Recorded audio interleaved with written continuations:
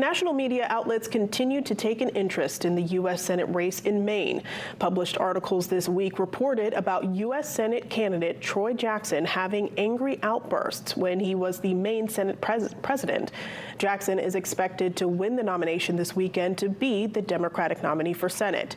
Both CNN and the Washington Post report Jackson threw a water bottle during a meeting inside the Maine state capitol 5 years ago. A female lawmaker says she was frightened because she thought Jackson was aiming the water bottle at her after he became disgruntled with her. That same lawmaker allegedly decided not to run for re-election because of that incident. Jackson's campaign told CNN he was not aiming the water bottle at anyone when he threw it. An eyewitness said the bottle did not hit anybody.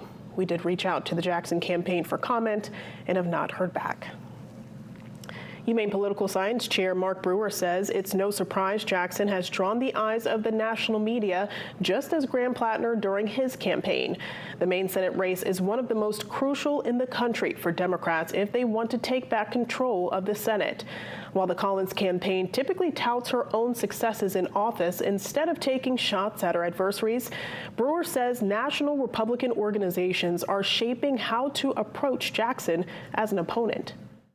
They had their game plan set for Plattner, right? They knew what they were going to do, and they were already doing it.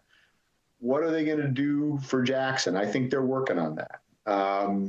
The story that the Washington Post published yesterday that's now getting, kind of picked up all over the state, that's probably going to be part of it, right? They'll probably look at some of these and dig further.